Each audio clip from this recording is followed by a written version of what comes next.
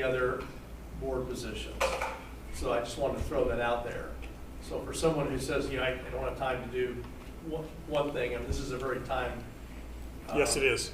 Yes, it is. Do we have nominations for at-large director positions? There are 2 available. I nominate Scott and Randy. Second.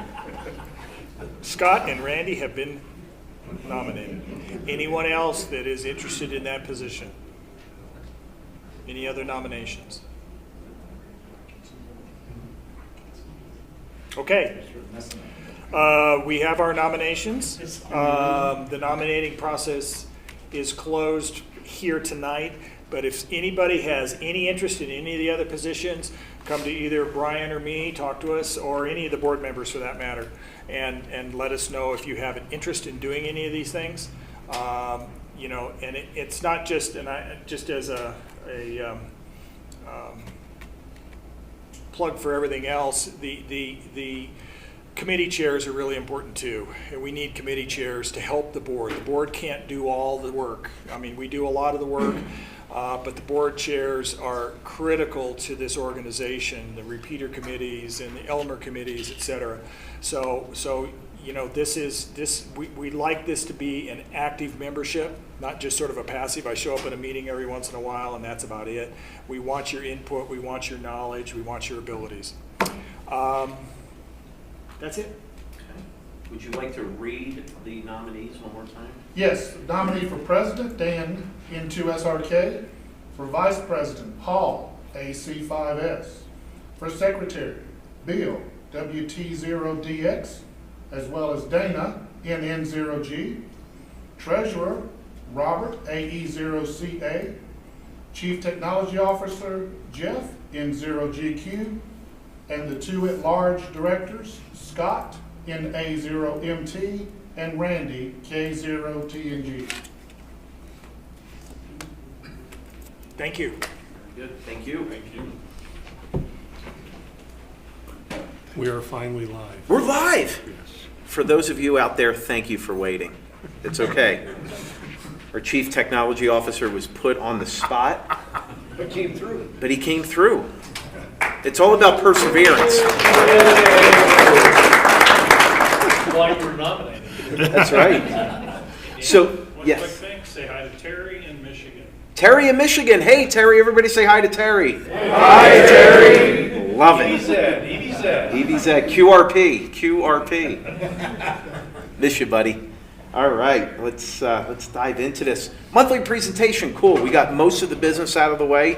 So let's get into our monthly presentation. This is one of the cool things behind what we do every month, not only at these meetings, but also our Elmer Night. We have great presentations that are given by PRA members, and it's anything that's related to amateur radio, something you're passionate about, and these next 2 gentlemen have a great topic. Let me just bring one thing up real quick. Yes. Is I just recently renewed my license and trying to navigate the FCC website to do that was absolutely horrendous.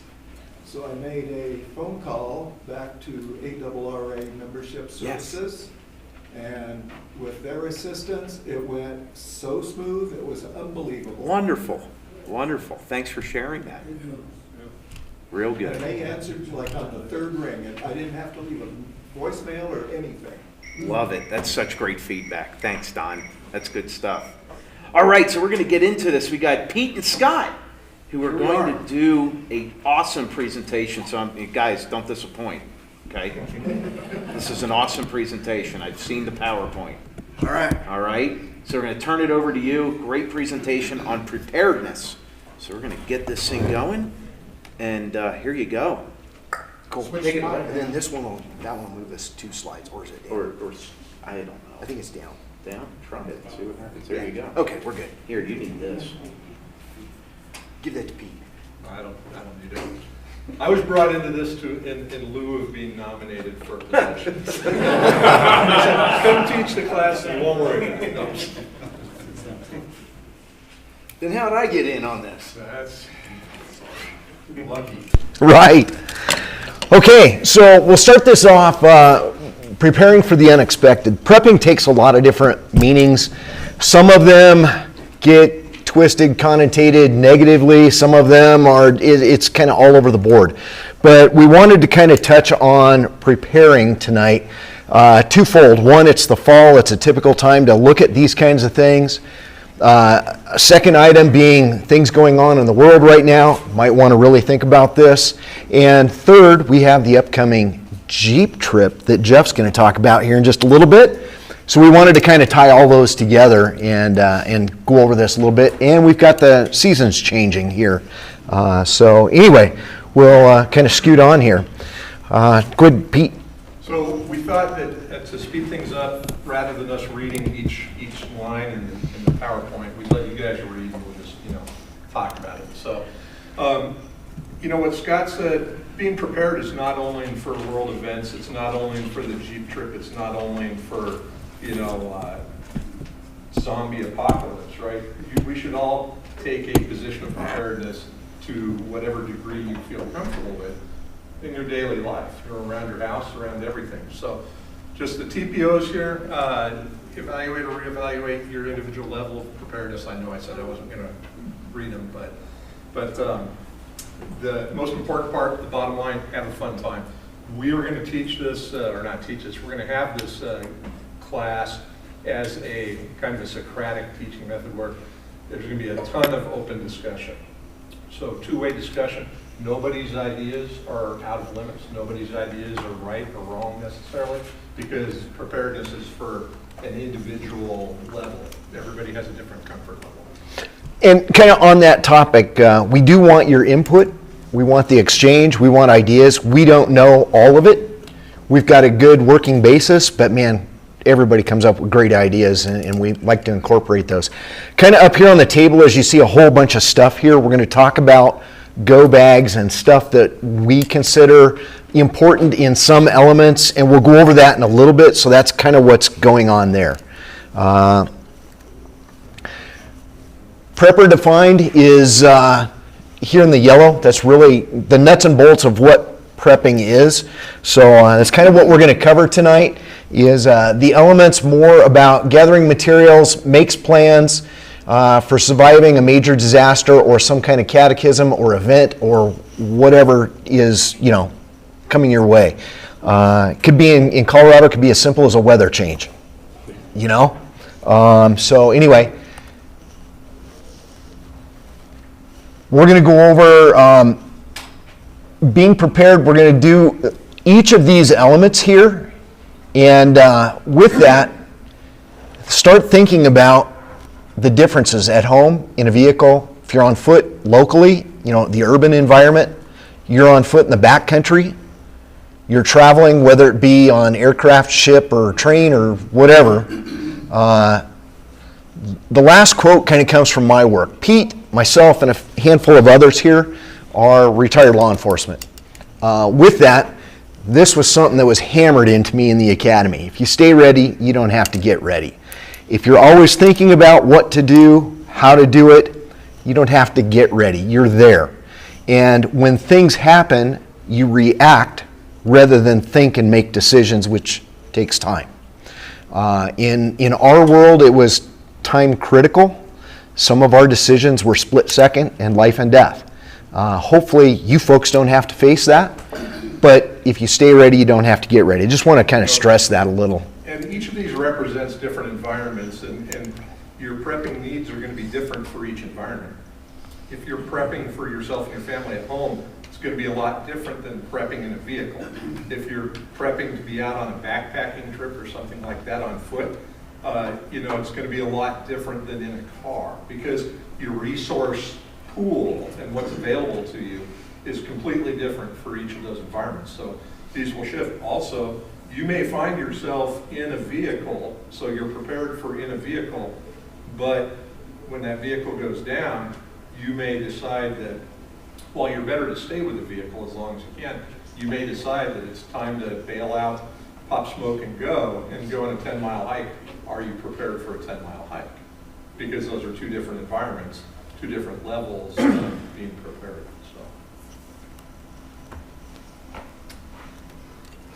Order of precedence. So if we have a cataclysmic event, the first thing we're going to want to do is we're going to want to make sure first aid for any victims that need it, life-saving first aid. We'll get into triage a little bit later, but you're going to administer first aid anybody needs it in order to save their lives. Cuts, scratches, broken bones, that can all wait for later. You're going to assess the situation and the likelihood of rescue or self-rescue. Self-rescue is something you need to think about no matter what you're doing, because ask all of the people who've been stuck on Peña Boulevard going out to the airport when there's 3 feet of snow and they're sitting in their cars for a day and a half to 2 days. So you need to be able to self-rescue, and again, stay with the vehicle is my best advice on a vehicle. But I'm going to self-rescue. I'm going to pop smoke. I'm going to leave my vehicle. I'm going to head out. Well, all right, you need to make decisions for that. Communications, water, shelter, fire, and food. So in order of precedence, my opinion. Anybody else? Military guys, would you agree, disagree? I would put shelter before water or fire personally, especially here, because you get some nasty weather, and if you don't have shelter, you're dead. In 20 to 30 minutes, you will be non-functional. Depending on the weather, yeah, So, absolutely. So you've got to look at those things and go, okay, if I can't get out of the blizzard and get some sort of shelter, I'm going to be incapable of acquiring any of those other things. Sure. Conversely, when you're in the 110 degree day and there's no water's important too. Water 2 days, 3 days without water, you're going to be having a problem. But yeah, so again, it's a fluid. Your environment changes. Maybe the precedence changes. Things to think about. So, all right. So we're going to talk about first aid a little bit. Just a quick show of hands. How many people here have had at least some formal first aid training? Everybody. Cool. So we're not talking to a deaf crowd here. So you've already been through most of this. Who first on triage, right? In that, you can't forget the most important person. Who's that? Yourself. Exactly. You got to treat yourself first in many cases, because if you don't treat yourself, you may not be able to treat others depending on what's going on. At home is different than in a vehicle. Same exact scenarios we've talked about, right? In a vehicle, maybe like a vehicle accident type thing, what are some of the things you got to think about there? What's different? You got lots of sharp, pointy things. Traumatic injuries. We got traumatic injuries, sharp, pointy things. We are in the open discussion phase. Yeah. So this is question. Exactly. What else? Burnable things. Burnable things. Robert? Well, just following up the burnable things, I think the one other, your training skills down there stop the bleeding. Sure. What about using a seatbelt as a tourniquet Yeah. if you're in a car? So another thing that kind of comes into this with the triage is, with the vehicle specifically, do you move them? Sometimes you do. I've had to. Sometimes you can't.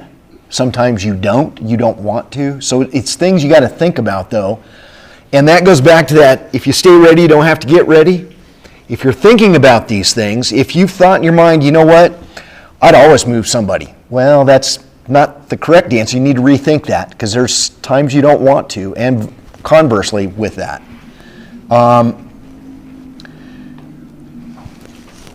the one for traveling commercial aircraft or ship, what might play a role in your first aid there? Somebody fall in the water. Okay? Well, if there's crew, aircraft crew are trained to take charge of things. Right. To kind of evaluate what resources are around. Right. And I'm going to queue up, where's Brad? There's Brad.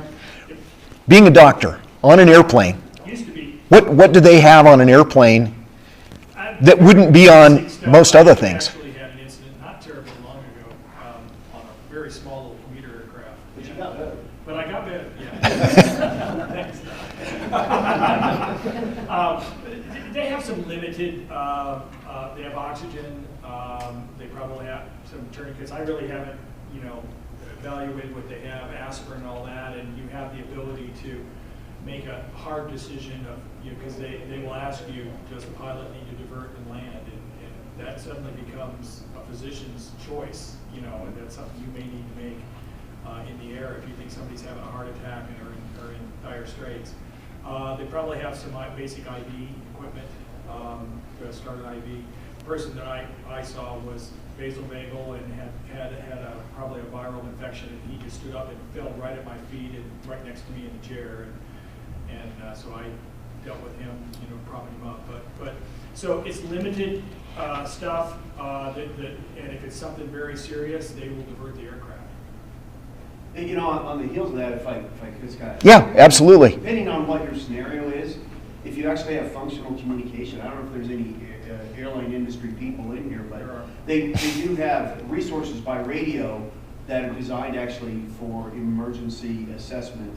So even if you don't have a physician that's there, you do have that as a backup. And if you are a physician, but you're not a know-it-all, then you might have an opportunity to actually participate in the conversation and hone your assessment in your treatment ideas based on experiences of other people on the ground. So just don't want to forget that, again, you come full circle here. Radio actually is super useful in that scenario too. Oh, absolutely. They do have Yeah. MedLink, and there are ports throughout the cabin where you can plug in the headphones and you can, whoever's communicating with the doctors. So they have that as well. What else do you have, anybody, on an aircraft that you don't have in any of these others? I like to mention, being a diabetic, it's always kind of important to at least have some kind of sugar or something like that for somebody that needs that for that. You sort of tracking right where I'm going anyway. Glucose tabs, right? Yeah. Great to have. So while you're on the airplane there, you and 158 of your closest friends all are different resources for first aid. So you're sitting there flying through the air 500 miles an hour, and the cat on the window, he is non-responsive. He's completely out, right? You try and wake him up. Somebody wants to check his blood sugar. The aircraft does not have a blood glucose meter. But how many of those 158 people have a blood glucose meter on them? 3 to 5? Yeah, probably at least 3 to 5. And I've seen it happen where, people don't want to admit, I'm a diabetic, I'm not going to. But if this guy's going to die because he's hypoglycemic now, and if you can save him by giving up your blood glucose meter that you carry just because you're diabetic, somebody on that plane has a glucose meter, right? So as you look at these environments, we really need to look at what's accessible to us throughout the entire environment, not just what we have. So. And then on the second to the last one here, where it says first aid, CPR, AED, I can tell you in my career path, we didn't have AEDs until just recently. Those weren't available to the general public or even law enforcement in my case. How many here have been trained on an AED? Wow, quite a few. I'm shocked. That's fantastic. All right, that's great. All right, the last one is going to be the Colorado Good Samaritan Law. So the important part about the Good Samaritan Law, this is only the first section of it. There's 2 other sections. One applies to ski patrols, all weird things, and the other applies to volunteer or ambulance services or something like that, I believe. But the important parts of these are highlighted in yellow. So it protects licensed physicians or any other person. That's you, me, that's everybody here. So the Good Samaritan Law in the state of Colorado protects you if you decide to move forward and do first aid on somebody. The really important part here, without compensation. So I had, long story short, I did CPR on a guy, we AED'd him. After about a 20-minute fight, he came back to life in Maui. I looked up Hawaii's Good Samaritan Act, and it says without remuneration, right? So I was prepared if the boat, crew said, hey, thank you for doing that. We want to give you a free ride on the boat. Or if the family said, God, let us take you out to dinner to thank you, just say no. Because as soon as you're paid or compensated for your work, you lose the protection under the Good Samaritan statute. The other part of that is you have to act within inside of your skill set. Right. So if you've not learned to do chest compressions, don't do it. Because if you hurt them doing chest compressions that you were not taught to do properly, then it doesn't apply because you were acting outside of your trained skill set. Yeah, with the exception of Brad, perhaps, or any other physicians that are in the group here, probably don't want to be doing tracheotomies with a big pen and a pen. So that's going to get you in trouble. But just know that in the state of Colorado, and every state's law is just a little bit different, but basically they're like this. You are covered if you go and help. You're always best to get consent before you treat somebody. These guys have seen the video on my last jeeping trip, Toyota Tacoma. This was last weekend, two weekends ago, last weekend. Toyota Tacoma in our group, right, goes over. So it's upside down. We have to get the ladies out through the window upside down. Before I did anything on them, no big injuries. But before I did anything, I said, are you okay with me helping you? Give me your consent to help you rather than just jumping in there and doing stuff. I'm sorry. The one exception to what Cameron was talking about, if you call 911, they're going to tell you how to do CPR. Well, that's true, yeah. If you don't know how, they're going to walk you through it over the phone. The dispatchers nowadays, yeah, they're trained to give you over-the-barrier medical advice so that you can do something like that. And then if you're doing it that way, you should still be covered. So, any thoughts on this? I mean, this is open discussion still. So, any questions? I have a thought, based on the comment of the diabetes and everything. I went to my dentist office and, we all have watches and iPhones and all these other things and quote, the information is there, finding it. But anyway, they suggested that I have made on my watch band, it has my name, address, my contact, my telephone number, my blood type, the fact that I have a pacemaker, and the fact that some of the medications I take, believe it or not, it's all scrolled right there on this thing. That's it awesome. Just pictures over your watch band. Yeah, that's awesome. I mean, it is, and that's harkens back to the metal work tags, right? Yeah. The tags that used to What get. they had in the military, you had contacts. Right, absolutely, yeah. And maybe that's a good point too. If you know that you have a medical condition, I have medical conditions, it's good looks, this costs dozens of dollars. But maybe I should get a tag and put that on there just so that if I go down, other people are aware. Yeah, so, all right. Yeah, good point. So we'll move on to the next element, signaling. Don't make it harder than it has to be. If your phone's working, use your phone. Most of all of us have a cell phone available, and if it's working, then just use it. Ham radio, we've got repeaters, calling frequencies, local and simplex. Visual signaling, meaning if you need people to find you, then these things play a key role here. Color, contrast, and movement are good things to be found. The converse of that is blending colors, no contrast, and no movement makes you concealed, should you need to do that. Visual SOS, I'll let you cover that one, Pete, with a CCNM. So visual, like aircraft flying over, Don, you flew a lot.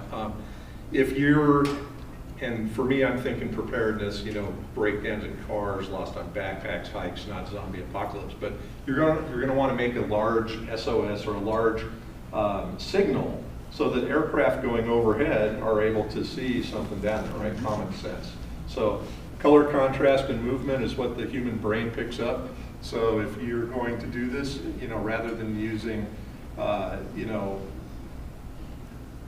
pieces of wood that are the same as every other million pieces of wood on the ground, you might want to try and, make it so that it's more noticeable. If you don't have that option, get out in a big, if you're able, a big area, clear area, make your SOS, right? And then maybe you've got, a tarp, a blue tarp or something, and have that on a stick. And so that you're ready so that when you hear an aircraft, you can start waving that sucker back and forth. It's the movement right? And how often have we been standing somewhere and just, you see something move? You know, you might not have seen it before, but you see it move. It's movement, color contrast and movement. So signaling for overflying aircraft, you know, if people recognize you're gone, they're going to call search and rescue. Search and rescue might eventually call Civil Air Patrol, or if the Sheriff's Department has helicopters, I don't think most do here in Colorado, but there may be an air search for you. So be ready for that. Next one is sports whistle, car horn, anything that you can make 3 noises with. A gun, if you're so inclined, you're out and you have that. 3 of anything is the generic, hey, I need some help. And then you're going to get a response back of 1. So if you're in the woods, you hear somebody, give 3 notifications of something. You give them 1 back to let them know, hey, I heard you. We're working on it. And then the 2 of you can work that out. And then I'm going to move on to the signal mirror. Stan is not here. Is Stan here? Nope. All right. So Stan, N0KKY, being a retired aircraft pilot, his son is also a commercial airline pilot. And Stan has told the story of this. His son has said, hey, Dad, I'm flying over Colorado frequently, and I'll be over there between 10 and 10:30 in the morning. I can get on my VHF radio in the aircraft, and Dad can listen on the ground with any VHF receiver that'll go to that frequency. But he had no way of talking back to his son. So he said, hey, what I'm going to do, I'll take my old signal mirror that's only this big, and as you come over, you'll announce, hey, Dad, we're getting close on this frequency. I'll listen, and I'll signal you. And he was able to do that with this very simple technique. Make a V. You have your mirror, you shine it on your hand so you can see it flashing on your hand, but you're aiming at the target between your fingers and you're moving, they will see it as well. And they did. He said, Dad, I got you. No problem. I can see it. So it does work. It works very well. The one thing I want to caution is if you have a laser, do not shine a laser at an aircraft for any reason. It just blinds the pilots and bad things happen. It's not good. But they find you. Maybe, if they don't go down.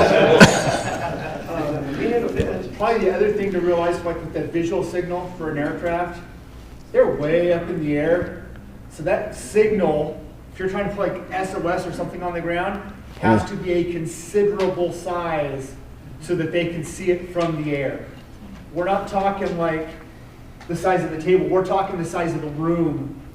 Letter for them to be able to see that. So you need a bunch of space for something like that. Don, general aviation is restricted to 10,000? They have to be about 10,000, is that right? Or anybody know? That's not sure. Okay, I'm just. No, all the way up to 18,000. So, because above 18,000, you have to be on a flight. But a search and rescue plane from the Civil Air Patrol might be, it's not going to be at 36,000 feet. Oh, no. They're going to be 1,000 AGL. Okay.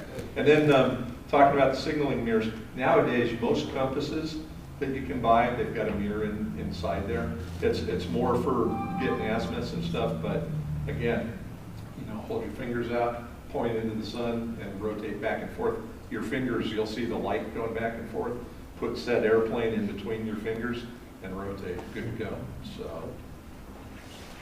All right, so any questions here? Other comments maybe? Paul? Good article in QST magazine last month about using GMRS for getting assistance in emergencies. So read that article, it's excellent. Okay, Tom? There's other stuff now, I don't know if you're going to get to it, but other things like lots of emphasis now for people out in the woods with satellite trackers, little beacon kinds of things, Garmin's and things like that. True, and your new, at least the iPhones I'm familiar with, some of the others, even though your cell doesn't work for voice, you can get a text message through, and some of my friends that are search and rescue back in California, they've now done, just this year, they've done at least 15 rescues in Los Angeles County by cell phone SOS only. So it is working, it's helping folks. So this is one of the satellite trackers. This is a spot trackers, the first generation. The new ones are much smaller now. But if you come up and look through everything, you can look at this, just don't push buttons. So, and those are made just for emergencies. You can send limited kinds of text. You can hit just an SOS button. They work with an app and things like that. But they're made for that kind of thing, as opposed to, don't have your kids send you messages when you're out there just saying hi. Right. Those are it's a bad day. Yeah. Colorado Emergency Reporting Network. We're fortunate here in Colorado to have nice high mountains around us. There are good volunteers that are listening 12 to 20-ish hours during the day. So if you're out in the backcountry and don't have cell phone service, but you can hit the Colcon repeater network, you can typically find somebody that's listening and can help you get assistance. They will call 911 for you and get people moving in your direction. You might have to climb. Yes. Maybe. Out of the canyon. That's a Colorado connection. So if you Google coloradoconnection.org, I think, Yep. they have a list of all of their frequencies and everything. And- Sure. I was just thinking, excuse me, I understand, but with my back like it is, what do I do if I fall and I can't climb and I lose my radio? How are people going to, if I don't have that when I see one, no one's going to know whether I'm okay or not. So with that, one of the, well, there's a few elements. There's one. That'll get you help close. I always, when I'm hiking or backpacking, I always have this around my neck. So just put it around your neck and it goes where you go. So. And that'll get you close help. And what Pete held up earlier is the open spot, which is a satellite connecting communication device. So as long as you've got open sky above you, you're in pretty good shape with that anywhere in the world. Does that help? Yes. Okay.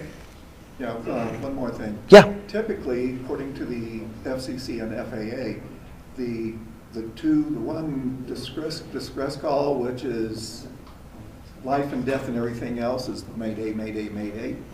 And if it's an extreme serious, but it's not life and death, the other one you use is Pan, Pan, Pan. Correct. So Don was saying. Pan. Don, Pan, Pan, Pan. So, Pan. Yeah, pan, like pots and pans. Pan, pan, pan. So, and if you are doing the Mayday, and like Don said, it's 3 repetitions, Mayday, Mayday, Mayday, and then move on with your call sign and what's going on, try to get a response. So it's not just a single Mayday. So. Okay, communications. That's why we're all here, right? Communications. It's what we do. Hammer operators have a huge leg up on others that are non-hams because we can handle both local, national, and even worldwide communications based on radios and antennas and the abilities that we have to maybe even link things. So we're leaps and bounds ahead of John Q. Public. Keep that in mind, but you also have to practice with that. Which goes to the next one, training and knowledge of how to program and operate your radios without assistance. Here at Parker Days, we challenged folks there a little bit. It was all HT operations, but we asked people sometimes when they showed up, hey, we need to move to another simplex frequency. Can you put that in there? So you need to be able to manipulate your radio that you have and get it out of a memory mode, put it into a VFO mode, and put it into a frequency that's, determined for your need. How to enter tones or disable tones or turn off the shift so you're doing a true simplex. Those are some real basic things, but you've got to master those on your radios. Reliability of power sources and optional power sources. What are we after there? Batteries. What else?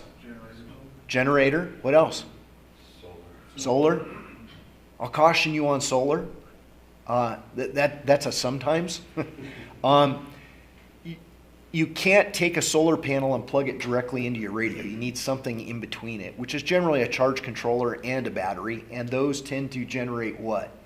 Noise. Could be a problem for you, depending on the length and the distance. So it's a good tool, and if it's dark, it's a zero tool. But it's viable when it's light and it's set up right. How about wind power possibly, or water power possibly? Pretty easy to fashion a generator of sorts that is driven by one of those methods. How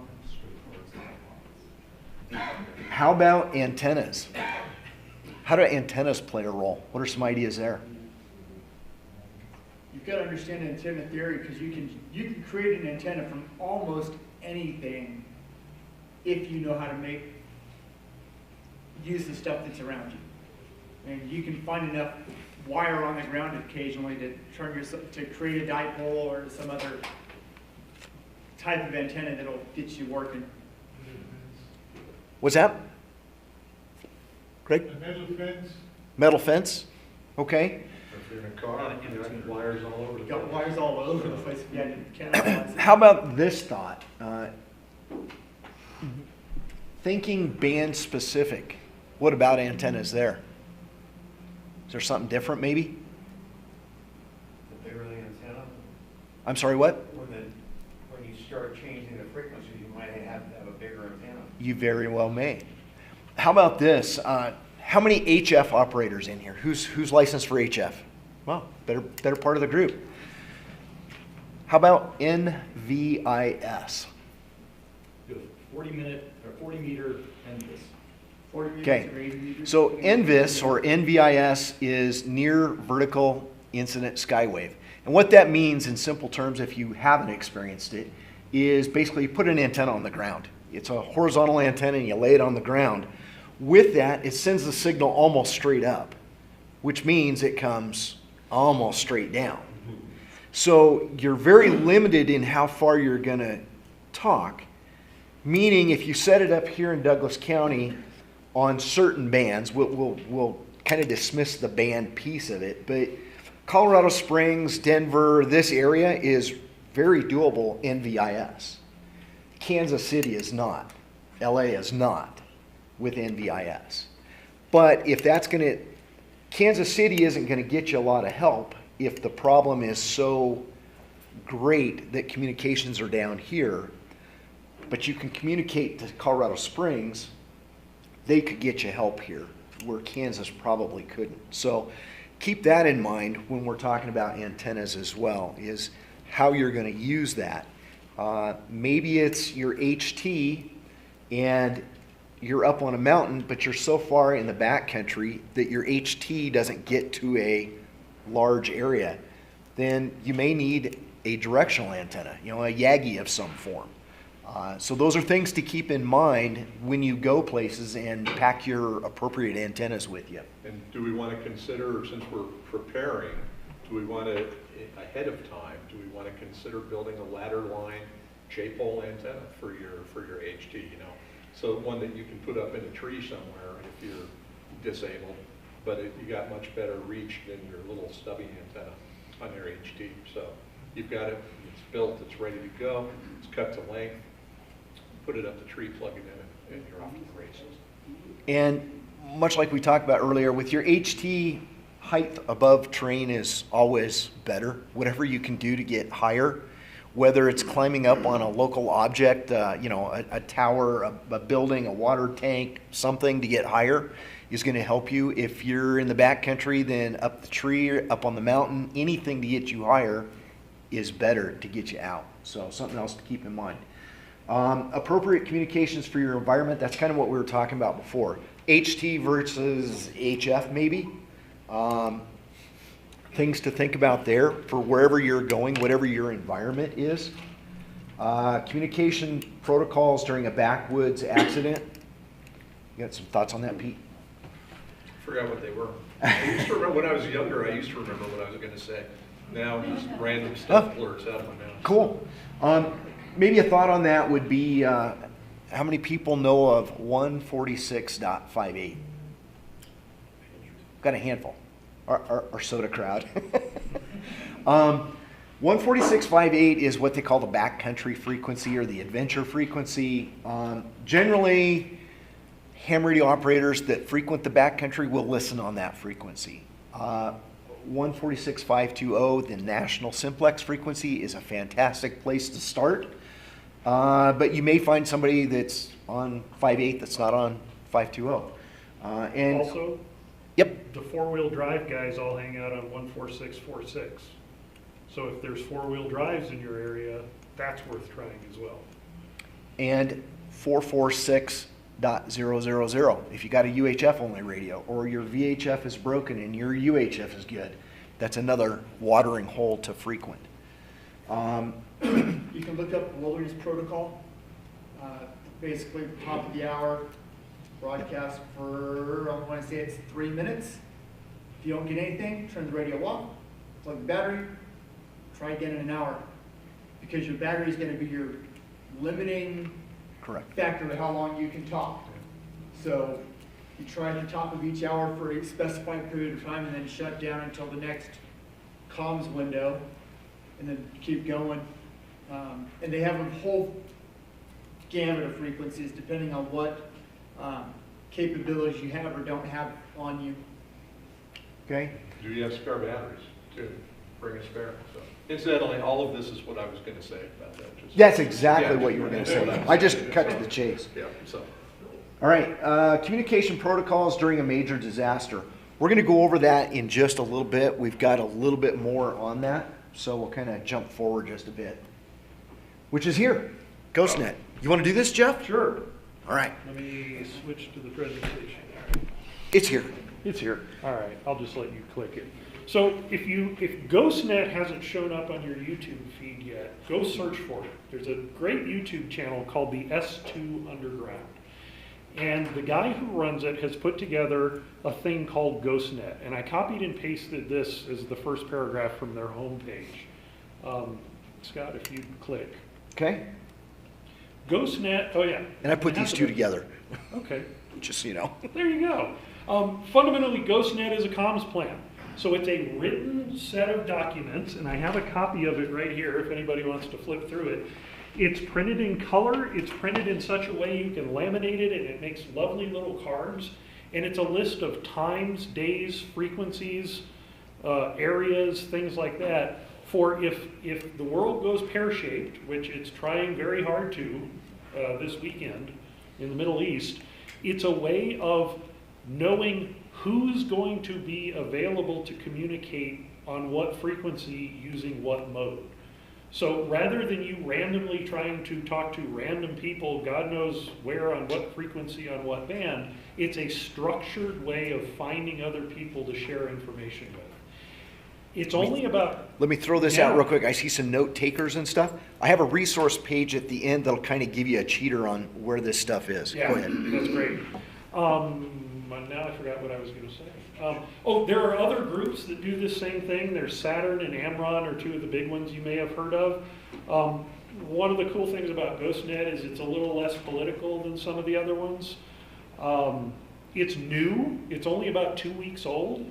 And yet there are tens of thousands of people participating in this. If you get on JS8 Call, you will not believe the number of messages you see with an @GhostNet as part of the message. So this has become very, very popular very, very quick. There's different modes you can use. The most common thing people use is JS8 Call, which if you've used FT8, it's the same underlying technology as FT8, but instead of clicking on your computer and saying, hey, I just talked to Asia. Oh, I just talked to the South, Middle East. It's an actual, you can actually send messages back and forth using the same incredible modem protocol that FT8 uses. That's the most common mode that's used by this. But there's also, they use ALE. And if you're not familiar with ALE, that's about an hour conversation all by itself. But ALE is incredibly cool. There's software you can buy for $20 that will do ALE with your radio. What ALE does is it cycles through all the frequencies on all the bands periodically and talks to all the other radios. So it knows exactly who you can talk to at what time of day on what band. So if I want to talk to Bob, I just dial in, I want to talk to Bob, and it automatically knows what frequency to flip to for you to effectively talk to Bob, whatever time of day it is. They also use that, which is really cool. It's active whenever there's interesting news going on. The reality, that's what their webpage claims. The reality is it's active all the time. If you go home tonight and get on 40 meters, all the frequencies are in the chart, but it's 7.107 is their 40 meter frequency. If you go home and get on that tonight, I can guarantee you there'll be 20 people on there you can have a conversation with. It's pretty cool. They also have systems for communicating with Europe, for communicating other continents, other planets, etc. It's crazy cool. Go look it up. We could talk about this forever, but we still got a lot to cover tonight, so we're going to cut it short here. But go look this up. There's a great YouTube video. It's about 30 minutes long to introduce it. And then there's this free PDF document you can download with all the reference material. Ion 2G, the ALE program is free. You don't have to buy the license? Well, okay, sort of. You can get the beta version for free. If you're going to do it, you got to have a broadbanded antenna so that you can jump through all those bands. Yeah. And go look up N4H&H and learn how to program your automatic tuner in your radio so that when you jump from 80 to 40 to 20 to 7 and move through these different bands, that your radio tunes to that band so you don't end up having a point where your SWR is off the charts because it didn't tune like it was supposed to. How many technicians in here? 1, 2, 3, handful of them. You have these privileges in the band plan because these are digital modes. So check those out. You're not excluded just by being a tech. Generals, of course, have more, and extras have all of it. So anyway, just food for thought on that piece of it as well. Cool. Thanks, Jeff. Next topic's water. Go ahead, Pete. Locating water sources. So if you find yourself in a situation where you need to find water, specifically the mountains are a lot easier because of the terrain, the topography of the mountains. It's easier to find water. Out on the plains, you can go a long way without running across water. And one of the best indicators I found of water sources out on the prairie and the plains are cottonwoods and willows. Because if you see cottonwoods and willows growing out amongst, the grasslands, that is a really good indicator that there's either water up on top or within a short distance of digging that you'll have access to water. In the mountains, again, snow, obviously, right? If you're close to snow line and you have the ability to make fire and you have something to hold snow in, a pot or something like that, you can melt down. But looking into the topography of the mountainous range, you're going to find, water in the crevices and cracks and things like that. So on that's true. And then for purification, most water you're going to want to purify some methodology or another. Ben, go ahead. Yeah, if you're at home, you live where you have a well and the power's out for a long time, FlowJack, F-L-O-J-A-C-K, they have a number of different varieties from a few $100 to $1,500. You can insert them in your well along with your existing well. You don't have to pull the pump out or anything. Huh? Hand pump water. You won't freeze in the wintertime. It has a little drain caulk on it. So that's a good thing to have. Is that a manual pump? A manual pump. Okay. Yep. And you can go to 200-300 feet deep. So. Wow, fantastic. Haven't heard of that. See, that's why we have this. Will those fit on barrels also, like 55 gallon? 55-gallon barrel? Yes. Well, they're made for a well casing, which is usually 6 or 8 inches. Yeah. You could modify it So for that. for those that don't live on a ranch, I mean, I've got 2 55-gallon drums of water in my basement, and you can get the little hand pumps that screw into the top of it too. Is it just a coil of tubing that you load in the water? They have a lot of different types. One is a coil of tubing, one is PVC pipe. You pull the cap off of the well. Yep, and so you can put, they have another cap that will go on. So you can have your hand pump, you can have a crank pump, there's a lot of it. Just look up FlowJack. It's worth answering to. Great. All right, on purification, so short of a well or a known source, chances are you're going to want to purify that water. The typical ones most of us have experienced it with is probably the purification tablets, the boiling, the filtering, and probably last is bleach. Who here has drank purified water with bleach? Oh, it's absolutely horrible. What's that? But honestly, one of the things that's not mentioned that I think is really handy, and some of these things do take some awareness ahead, right? I mean, it's not like you're going to be stranded somewhere and you just happen to stick purification tablets in your pocket. And Right. so if you find yourself in that paradigm, I really vouch through many times using it personally, these ultraviolet purifiers work very well. Yeah. These are, depending, again, going back to our environments, if we're on a hiking trip, backpacking trip, you can go as small as the purification tablets. There's 2 that need to go in, or you can get into, pumps that go onto your Nalgene's that you can filter with. So, and we'll do, you guys can come and look at all this stuff afterwards, but yeah, so, bandana, right? So who has a bandana? Well, if you're in a river and you've got a lot of large debris coming down, this is a great way to keep some of that stuff out of your Nalgene bottle, right? Cover the top of it, so get some of that stuff filtered out. So on that filtering, couple of thoughts here. This is another one of the pump filters. Life straws, they weigh next to nothing. I was shocked how light this is for what it is. With that, you need to think of, hey, are you prepared for just yourself, your immediate family, or anybody else? I got news for you. That little life straw here, that does me.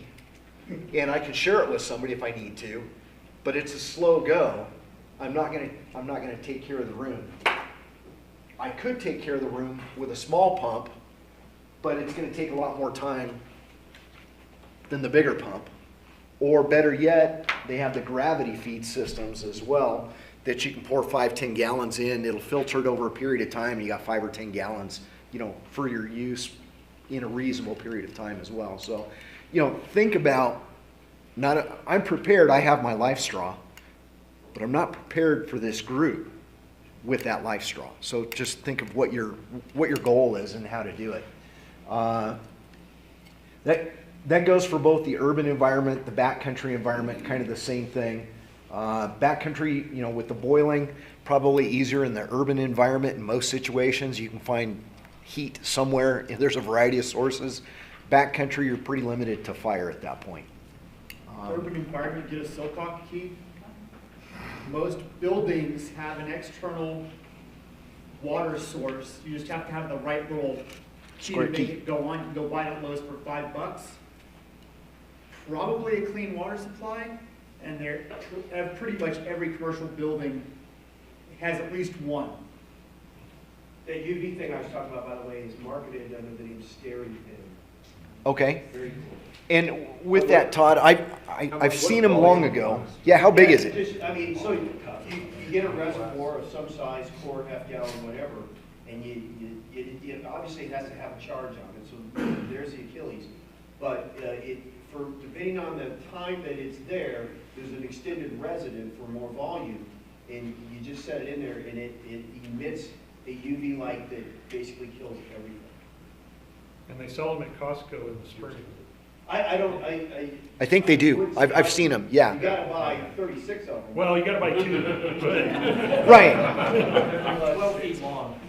And that goes back to this life straw. This is a Costco product. I'm not plugging for Costco, even though my wife does work there. She's nearing retirement, so please go buy these. Life straws, they come in a 4-pack, and they were like $20. So they're not break the bank expensive by any means. And again, they don't weigh anything. You can throw them in a backpack and travel with them regularly. We talked a little bit about using what's around you in your environment, the environment you find yourself in. If you're in an urban environment, like I said, I've got the 2 55-gallon drums of water. I buy the drums from a place up north called the Container Reclaimer Store. And they're food grade 55-gallon drums. Just clean them out real good, fill them with, fill them up with water and 3 teaspoons of bleach, and you're good to go. But if you didn't have that, what are some other places in your house that you have water right now? Water heater. Your water heater, you got 50 or 60 gallons of water right in that water heater. Where else? Tank of your toilet. Tank of your toilets, right? If you know that the asteroid is coming, you fill up the bathtubs, and you got water there. So yeah, I mean, using what's around us and not forgetting what's important. So the water in the piping system of your house, you know, all that pipes, I don't know the volume and all that copper holds, but there's water in there. So. And one comment about bleach. There's bleach, and then there's the bleach that doesn't Preparedness. splash. Okay. Doesn't And they- splash. Yeah, because they do an additive to that, so I don't think you want to use that. I think you need to use like Straight some sort of, bleach. well, something they would use. And don't use scented bleach. No, don't use scented. straight bleach. Well, if you've noticed that, they have this non-splash, they add some additional chemical to it, so I Yeah. don't think you want to use that. Pool chlorine in the tablet form is also viable, but it's awful, awful strong. Best option is boiling. Yes. So, and in an urban environment, you know, who's got an extra 20-pound propane bottle at their house, you know, that you could, you know, use. So, right? We're going to Don's. Don's got the extras. That's right. I got 4, I'm just saying. But, you know, you've got extra propane. Okay. You can, you know, potentially boil more stuff. Actually, I have a sun oven. It's got these reflectors. Sure. And it'll bring water up to a boil. Yeah, the solar ovens. So that you can, yeah, the solar ovens. Yeah, and typically, in my memory of Boy Scouting, you want to boil water for at least 60 seconds, at least a minute on a rolling boil, not a simmering boil to clean it up. So. All right, on to shelter. And again, we are not trying to you know, drive skills home or just make you think of what maybe you want to have in your car, maybe you want to have with you, what you have in your house that you could use. So before we get too far into the skills here. Right. So use what you have. You know, if you're in your car, stay in your car. There's a whole shelter built into it. It's pretty easy. Close the doors, roll up the windows. You have shelter. But at the same time, I caution you with that. It's snowing, it's getting deeper and deeper, you're running the engine, where's that exhaust going? If you smell exhaust, that's probably not a good thing. You need to stop that and alter your plans. That goes back to the dictated by the environment. Paracord, 550 cord, in some kind of tarp you can make a pretty quick shelter with. Lean-to shelter, built with you know, logs or items around you, pallets, what, you know, urban, rural, it really doesn't matter. And then Pete's favorite answer is? Tent cot in the back of your Jeep. My Jeep is like a Holiday Inn, so I've got. We're going to Pete's. If anybody's seen what's in my Jeep, you'd be amazed. So, but yeah. And then, you know, not a historian, but the Donner Party, right? They spent a significant amount of time in tremendous snow under, you know, tremendous stresses in essentially a lean-to, if I remember correctly, a tree well, the tree well in the snow, and they took logs, put them up, essentially made a lean-to, and survived there for a good amount of time. So, And a poll of the audience, because Pete and I had this discussion earlier. You called it a tree well. a tree well. What else is it called? The snow, where the snow, you know, digs in around the trunk of the tree. It's usually where you find an upside down skier. Right. Exactly. So I knew them as sun cups. Sun cups. Pete gave me the deer in the headlights. We were having tea when he said he was talking about sun cups. So. Hey, that was Gunnison, man. That was long ago. All right. Fire starting. Craig, can you come up here and just teach this, because you're the master of fire starting from field day. Craig, we had a competition of fire starting using non-traditional methods, and Craig was our big winner there to burn a string at about, what was that, 16 inches, 18 inches? Okay. So with that, types of wood of fire by order of use: tinder, kindling, and fuel wood. Do we know the differences? Size. It's all about size. Tinder exactly. is the really small, really light stuff. You don't want to try starting your fire out in the wild with a big fuel log. So it's just not going to work for you. So, you know, the rule of thumb from Boy Scouting and maybe some other entities is collect 3 times the wood you think you're going to need before you light your fire, because that's when you need it most as you're trying to start it. I'm going to let Pete cover dig 2 holes. Yeah, Dakota But go fire for it. pit, I'm sure a lot of you are probably familiar with it. So you dig 2 holes in the ground. One is the burn hole, one is the air intake, and then you just put a tunnel in between them. That gives you a fire that's below the ground level so that it's not affected by wind.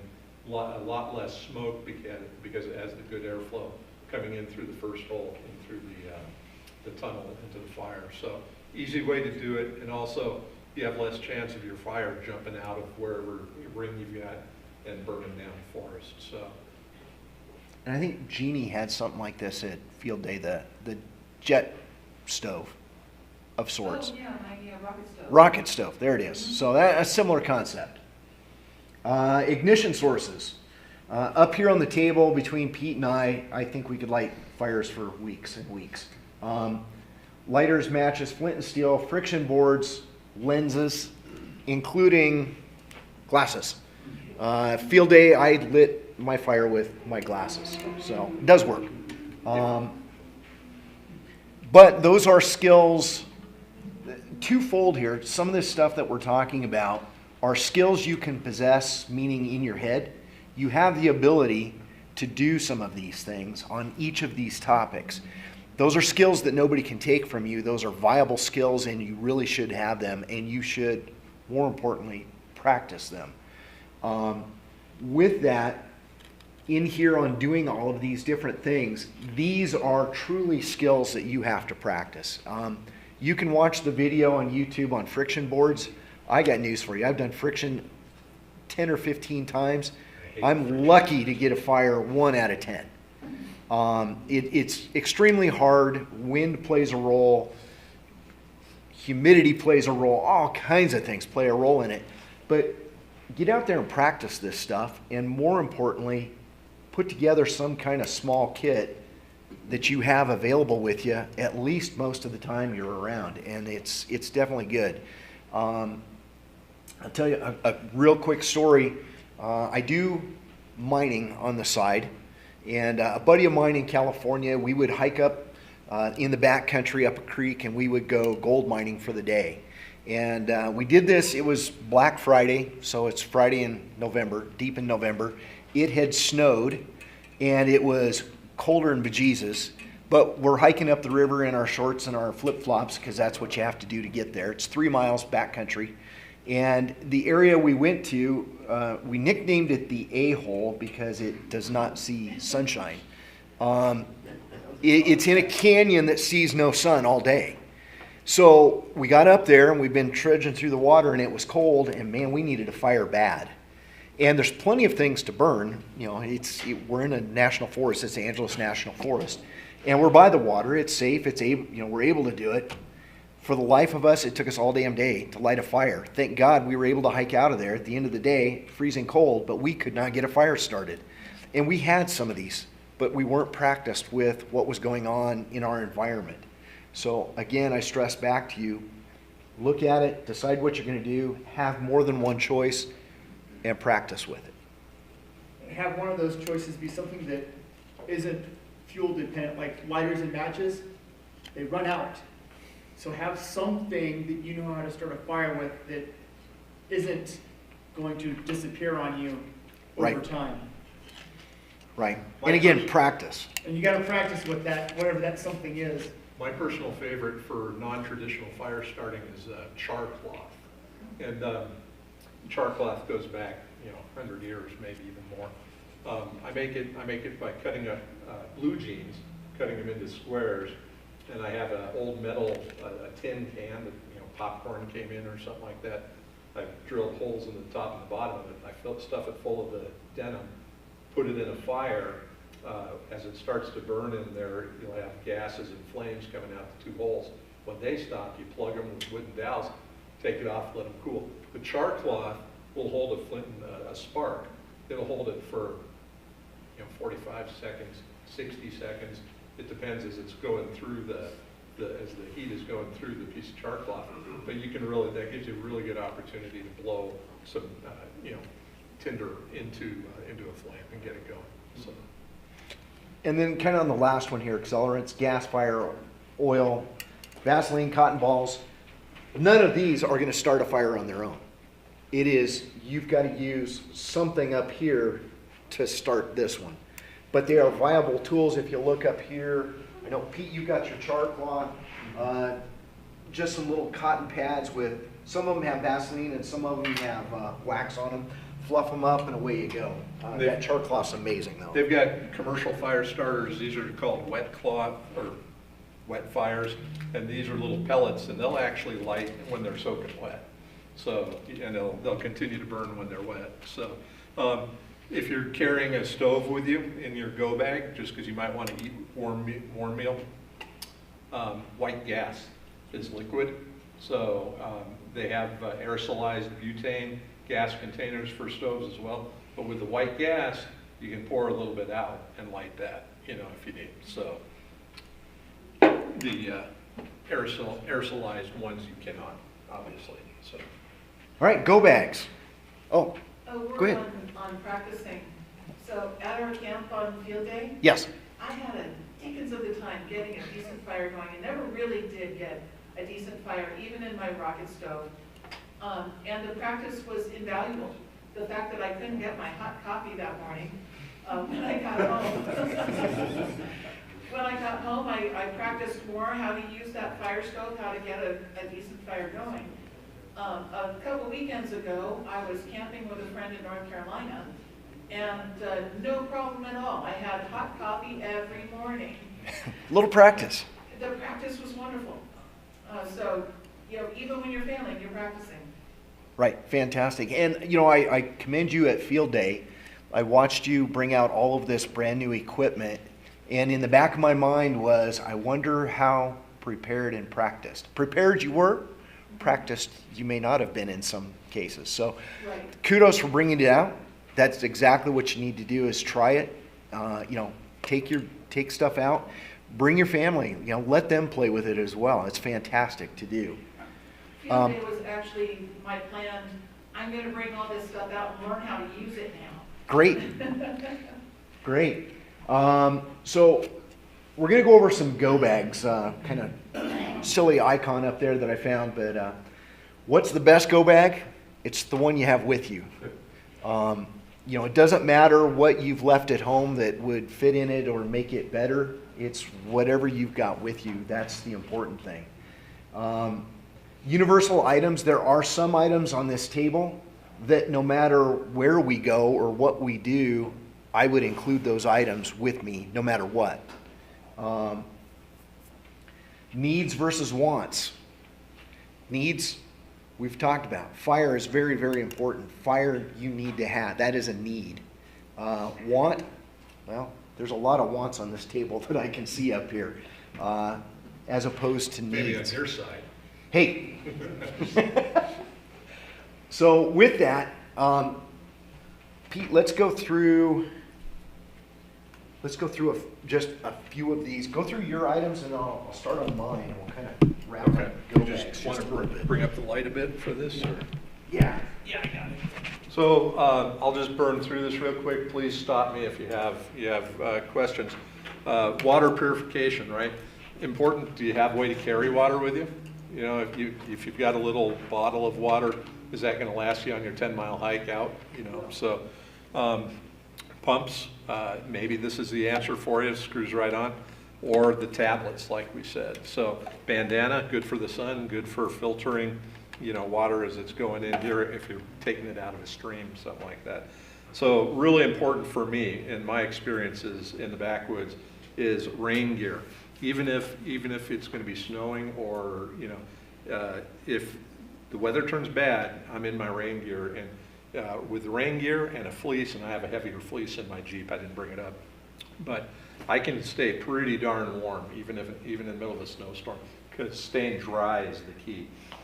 Food is nice, food is good, especially for me. So I've got my stove, white gas for the stove, and food. This stuff lasts a long time. This one expires March of 2048. it says. So this one, October 2027. We got to eat that soon. September of 48, we got to make sure it's gone. There you go. So we talked about glucose tabs. If you know you need something like that, food, sugar, whatever. What about your medicines? Are you, when you go out for a drive through the foliage, what happens if you wind up spending the night out, 2 nights out? Do you have a day or two's medicine in your go bag so that if you get stuck out, you can still have your medicine? Something to think about. Commercial fire starters, flint and steels, and my last piece of char cloth for right now. So matches, lighters. When they get wet, lighter doesn't work, matches don't work. So first aid kit. This is going to be much smaller soon. This is from when I was Boy Scouting. So, and I was looking after a lot of people. But Band-Aids, things like that. Tourniquets. Anybody going to need a tourniquet?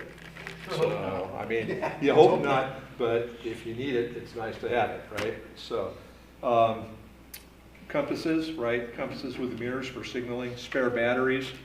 How about a headlamp if we're going to be heading out, you know, overnight? So, some light is always good. The locating devices, my spot locating device, my whistle. This is a lot cheaper than this. So this will send people for you actually, but this can be heard a long, if you know, you guys have all had kids. If you have a kid with a whistle, it'd drive you nuts in about 10 minutes. So Mylar blankets, you see them in Walmart, right? They work. It actually helps keep the heat in. Conversely, a Mylar sleeping bag. So this is not the sleeping bag that I keep in the back of my Jeep, but it's in my go bag, and if I need to tuck in there, this is a much heavier Mylar, a thicker Mylar than these are. So this has a little bit better staying power than these ones. These ones, they tear and you know they don't last very long at all. What about chemical body heaters? So exposed to the air, just open the pack, exposed to the air, stick them on you, they're adhesive, and for 12 hours you'll have heat, right? So I keep them, when I use them I put them in my core area so that they warm my body and works great for me. Paracord, right? Million uses for if you have food and you're in bear country, you can take your bag, you know, use the paracord to get your bag up and out. So and then I'm sure everyone's seen these, the little jump packs, jumpers. So no other car necessary. So when your battery in your car dies at the trailhead and there's nobody else around to get you started, this will do it. So just charges it and it sits there in my Jeep, and I charge it like twice a year and it's good to go. So I can jump the Jeep, I can jump somebody else without cables, but no other vehicle necessary. And extra batteries for the headlight, right? Really important, extra batteries. That's all I got. And your bag. So changing environments. We're in our car, right? We stay in our car for 3 days, 4 days, and we say, nobody's coming for us. I'm going to hit the road and get out of here. Self-rescue. Do you have a bag that's good enough to carry what you need with you on the road? Because it's going to suck if you're hiking down the road carrying all this stuff loosely, like you just went to King Soopers and you didn't want to pay 10 cents for a bag. So, you know, so. Thanks, Jared. Yeah, having a good bag. So that's what I got. All right. I mean, we could get in the weeds pretty quick. Oh, quick. Very quick. But just a couple of comments that I think are also really useful. I think it's important for people to be thinking about, especially if you're not experienced in being in the outdoors. You know, you want to dress appropriately, and that usually means, in real clearly, I want to say, cotton. Right. Because wet cotton, it will radiate heat away from you, or convect heat away from you by about a factor of 4. Woolens, when they're completely saturated, will still insulate you about 75%. And so those are things to think of. The other thing I think is super important is, you know, again, you never expect that you're going to have something adverse happen. But man, 13 years with infantry experience, having a spare pair of socks is really nice. Because they don't even have to be socks. They could be gloves if you need. Yeah, wool socks, wool Yes. socks. The other side of that, you know, is you gotta be able to carry whatever you're putting in that bag. So you have to know what your physical limits are, and then that means you need to get out and do some walking with some weight on your back to get used to carrying that load, whatever it happens to be. You know, that's why I get up at 4:45 in the morning, 3 days a week, and go walk for a 5K. You're Air Force, right? I was Air Force. Air yes. Force doesn't carry packs. No. It's almost like a golf cart. But that 20-pound bag, I can move an awful long way with, because I walk around every morning with 45 pounds. So I know I can carry that an awful long way before it's going to even like start wondering why it's there. If you leave your amp at home, you can add more stuff. Right? Right. So, I'm just kidding, we love the Air Force. One thing, and then I'll give it to you. That's why I like fleece.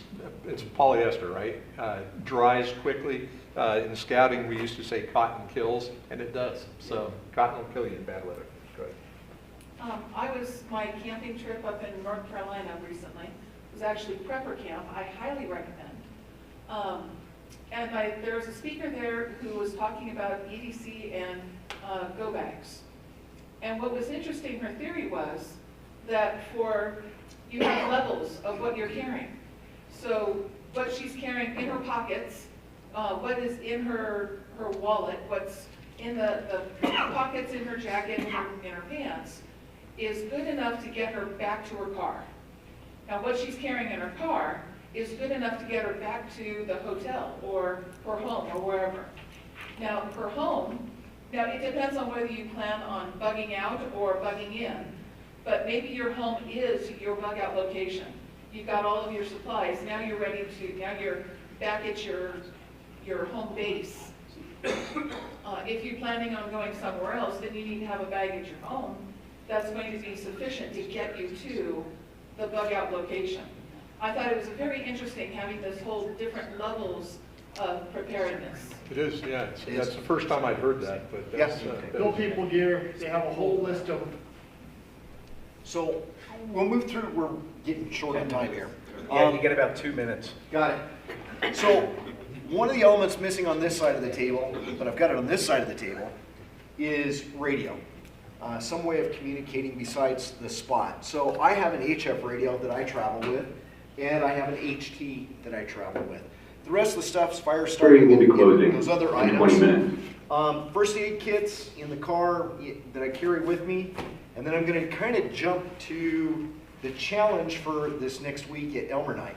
So the challenge for Elmer Night is, what is your TSA approved go bag? There's a new twist. Rules to play by. Wow. This is open rules. Whatever you want to bring. Here's TSA. Cut your paracord. So I do have TSA approved items in here. I'll share next week at the Elmer Night. Bring your TSA approved. What's that? Nothing named Ruger. That's right. No, nothing named Ruger or Colt. I don't have any of those pets with me. So let me jump back. Let's just make sure we got through here. Survival we've talked to, yep. Pass. Pre-flight, yep. Firearms, just want to touch on this real quick. For those of us from the law enforcement world, because we carry all the time and have for decades and made choices and things like that. I'm not going to get too far in the weeds on this. You're welcome to read through this. This will be posted on the website, so we can move it over there. You can take a look. But the bottom line is, if you're going to have a firearm or any other weapon you want to carry with you, you need to be very proficient, number one. And number two, you need to have made a choice long before that period in time that you are mentally ready to use it and face those consequences, whatever they are. I have a question. I didn't see any mention of having a knife or cutting tools or anything else. Was that just a given? Yeah, because most of us have at least one with us. But you are right. A sharp object is definitely that. And it does fall under the weapon discussion. You don't bring a knife to a gunfight necessarily. Think about those things. And with that, I will add just one little caveat at the end, and that is, should you choose to arm yourself with a firearm or some other weapon, and you have now dealt with your bad guy, we're going to make it single in this case, what do you do with them? Think about it. You have to do something with them. Bury him quickly. Quick, back up. Okay, Dan, it's all yours. All right. Thank you, Scott.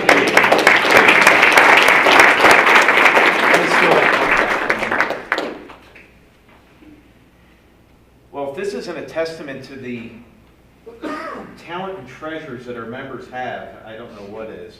What a great presentation. Gentlemen, thank you. Just an absolute great presentation. I know GhostNet was something I knew nothing about until tonight. I thought that was pretty cool. So you'll be able to take a look at that and get some good lookups there. The way the go bags are out here as well, there's just some really good ideas that are out here that I know is going to be a fun thing to try to replicate, number one. But number two, the TSA approved challenge for next week at the Elmer night. It doesn't get any better than that. So bring what you think is your TSA approved. Let me get out of the way. A lot of cameras going up here. Bring your TSA approved go bag. That would be kind of cool. And I would say that if you don't have a TSA approved go bag, but you have another go bag for one of the other scenarios. Oh, yeah, absolutely. Bring your go Please bags. bring that as well. Please bring that as well. And if you don't, like Pete's go bag is his Jeep. They're hard to bring here inside the library. We're going to try though. Bring a select item that maybe we didn't cover. I believe in comfort. There we go. Gentlemen, thank you. Absolutely awesome job. All right, this may be like the fastest business meeting ever. Yeah, Robert, do we have money? Yes. If you got any questions about money, see Robert. We're flush. We're doing all right. So good things there. So that covers that. Elmer night next week. 17th, 6 p.m. here at the Douglas County Library. So bring your go bags. Bring your TSA approved go bags. Be here. Be here or face the consequences of the wolf hong. You may be asking, what's a wolf hong? You don't want to find out.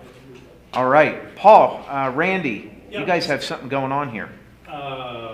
We have door prizes to give away. Oh. We do. November the 4th is our chili cook-off. No, not chili cook-off. Our chili social. It's kind of like field day. Kind of like it's a contest, but it's not a contest. We're going to have a fox hunt, chili. We're going to set up HF stations, beautiful farm out, Stan's Farm in 0 KKY, in an old 1800s barn, really cool. Jeff's going to have a sign-up sheet that's going to come out this week or this weekend. If you can bring chili, please sign up. If you're going to be there, please let us know. Both of those things, and it's going to be a fantastic time. Starts about 8:30 or 9 in the morning and runs till about 3 in the afternoon.